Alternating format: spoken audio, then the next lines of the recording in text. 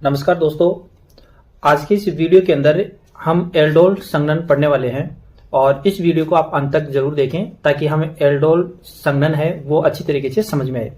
देखिए दोस्तों, जैसा कि आप जानते हैं कि जो कार्बोनिल यौगिक होते हैं वो एल्डोल संघनन दर्शाते हैं। कार्बोनिल यौगिक की दो होते हैं, एक तो होता है एल्डिहाइड और दूसरा होता है कीटोन।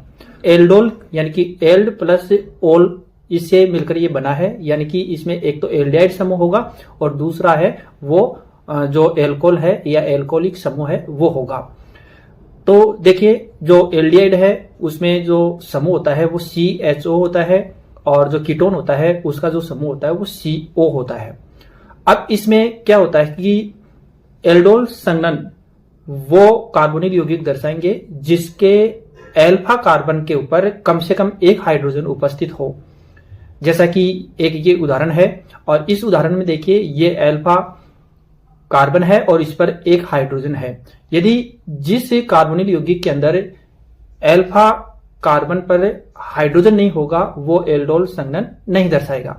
तो इसमें क्या होता है कि जो कार्बोनिल यौगिक है जिस पर एल्फा कार्बन पर कम से कम एक हाइड्रोजन उपस्थित हो, वे जो तनुसार है उससे क्रिया करके एल्डोल बनाते हैं। एल्डोल का मतलब मैंने आपको बता दिया है, उसमें एक एल्डिहाइड समूह होगा और एक एल्कोहलिक समूह होगा, यानी कि एक तो एल्डिहाइड का CHO समूह होगा और एक OH समूह होगा, वो एल्डोल कहलाएंगे। जो कीटोन से जो बनते हैं उसको कीटोल कहेंगे। तो मेरे हिसाब से आपको समझ में आया होगा, जो एल्डिहाइड से जो एल्डोल संघनन होगा जिसमें एल्डोल बनेगा जो एल्डिहाइड से बन रहा है और कीटोन से कीटोल बनेगा। इस तरीके से एल्डोल संघनन और कीटोल संघनन ये दोनों इस तरीके से हो गया है। तो अगर हम इसकी परिभाषा देखें तो इसकी परिभाषा हम इस तरीके से लिख सकते हैं। ऐसे कार्बोनिल यौगिक जिसमें एल्डिहाइड और कीटोन दोनों हो सकते हैं, एल्डिहाइड और कीटोन हो सकते हैं या दोनों हो सकते हैं, के दो अणु जिसमें एल्फा कार्बन पर कम से कम एक हाइड्रोजन परमाणु उपस्थित होता है, वे तनुसार की उपस्थिति के अंदर बीटा हाइड्रोक्सी एल्डिहाइड जिसको एल्डोल कहेंगे या बीटा हाइड्रोक्सी जो कीटोन है जिसको कीटोल कहते हैं, ये बनाते हैं। इस अभिक्रिया को हम एल्डोल संघनन कहते हैं। एल्डोल और कीटोन में से आसानी से जल का अणु है वो निष्कासित हो जाता है और जो बनने वाला उत्पाद है एल्फा बीटा असंतृप्त कार्बनिक यौगिक। ऐसी अभिक्रिया एल्डोल संघनन अभिक्रिया कहलाती है। यदि हम मेथेनॉल की बात करें, मेथेनॉल का जो सूत्र है वो ये है और इस मेथेनॉल के अंदर एल्फा कार्बन नहीं है, यानी एल्फा कार्बन पर हाइड्रोजन नहीं है, यानी एल्फा कार्बन ही नहीं है तो हाइड्रोजन कहां से आएगा, तो नहीं है। तो ये एल्डोल संघनन नहीं दर्शाएगा और मेथेनॉल है इस पर एल्फा हाइड्रोजन नहीं होने के कारण ये एल्डोल संघनन नहीं दर्शाता, ये केनिजारो अभिक्रिया दर्शाता है। यदि हम उदाहरण की बात करें तो ये उदाहरण देखिए, एथेनॉल के दो अणु आपस में दुर्बल क्षार तनु NaOH तनु NaOH K2CO3 या Na2CO3 या BaOH2 यानी कि सोडियम हाइड्रोक्साइड, पोटेशियम कार्बोनेट या सोडियम कार्बोनेट या बेरियम हाइड्रोक्साइड, इसकी उपस्थिति में एल्डोल संघनन दर्शाते हैं। अब यहां एक रिएक्शन देखिए जो आपके सामने है। यहां पर एल्डिहाइड है और इसका जो एल्फा कार्बन है ये एल्फा कार्बन है, इस पर हाइड्रोजन है, इसका मतलब ये एल्डोल संघनन दर्शाएगा। तनु NaOH के साथ इसकी क्रिया करें तो इस प्रकार यहां पर OH समूह जुड़ जाता है और यहां पर जो समूह है वो CHO है जो एल्डिहाइड समूह है। तो ये ओल हो गया और ये एल्ड हो गया, तो इन दोनों से बना है एल्डोल। इसका अगर IUPAC नाम देखें तो 3 हाइड्रोक्सी ब्यूटेनॉल, यानी तीसरा जो कार्बन है उस पर हाइड्रोक्सी समूह जुड़ा हुआ है तो 3 हाइड्रोक्सी ब्यूटेनॉल इसका IUPAC नाम है। तो इस प्रकार ये एल्डोल संघनन है। अब जो एल्डोल है, जैसा कि मैंने आपको बताया है कि जो एल्डोल है उसमें से जल आसानी से निकल जाएगा और असंतृप्त कार्बोनिल यौगिक का निर्माण करेगा जो कि अल्फा बीटा असंतृप्त कार्बोनिल यौगिक है। यहां पर देखिए एक हाइड्रोजन यहां से निकलेगा और ये OH है, ये दोनों H2O अणु का निर्माण कर देंगे और इस प्रकार ये ब्यूट 2 इनेल का निर्माण करेंगे।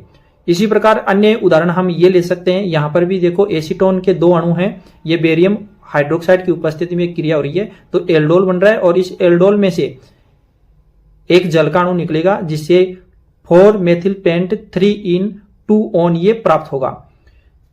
आप जानते हैं कि एल्डोल संघनन में 2 अणु भाग लेते हैं और दोनों में से किसी भी एक अणु में अल्फा हाइड्रोजन उपस्थित हो तो वो एल्डोल अभिक्रिया दर्शाएगा। इसकी जो क्रियाविधि देखें तो क्रियाविधि इस प्रकार है। देखिए ये यहां पर जो CH3CHO यानी कि ये एक एल्डिहाइड है और यहां पर OH है जो कि हम जो सोडियम हाइड्रोक्साइड ले रहे हैं, क्षारक ले रहे हैं वो है। तो यहां से एक हाइड्रोजन निकलेगा और ये OH है, ये क्रिया करके H2O अणु का निर्माण कर देंगे और यहां पर इस कार्बन के ऊपर ऋणावेश उत्पन्न हो जाएगा या ऋणावेश आ जाएगा।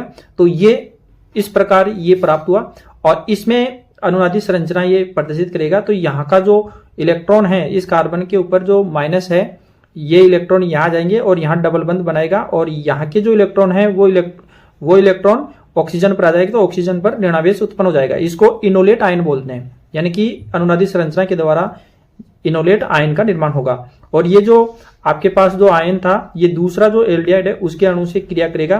तो यहाँ पर देखिए ये जो कार्बन है इस कार्बन और ऑक्सीजन के बीच में डबल बंध है, इस डबल बंध में से इलेक्ट्रॉन है वो ऑक्सीजन पर आ जाएंगे और यहाँ पर कार्बन के ऊपर धनावेश उत्पन्न हो जाएगा और इधर ऋणावेश है तो ये इससे जुड़ जाएगा। तो इस तरीके से ये जुड़ा है इससे और ये इसमें H+ है, इसे क्रिया करेगा तो H+ और यहाँ पर ऑक्सीजन है तो OH समूह यहाँ पर जुड़ जाएगा।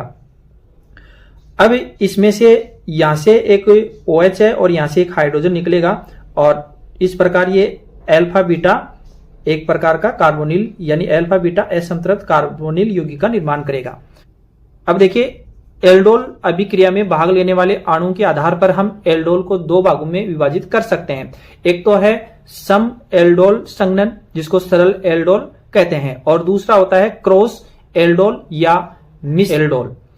इसमें 2 समान एल्डिहाइड हो सकते हैं, 2 समान कीटोन हो सकते हैं। यहाँ पर जो क्रॉस के अंदर 2 भिन्न एल्डिहाइड हो सकते हैं या 2 भिन्न कीटोन हो सकते हैं या एक एल्डिहाइड हो सकता है और दूसरा कीटोन का अणु हो सकता है। तो इस प्रकार इनको अलग अलग भागों में विभाजित कर सकते हैं। तो मैं उम्मीद करता हूं ये वीडियो आपको अच्छा लगा होगा। Thank you for watching.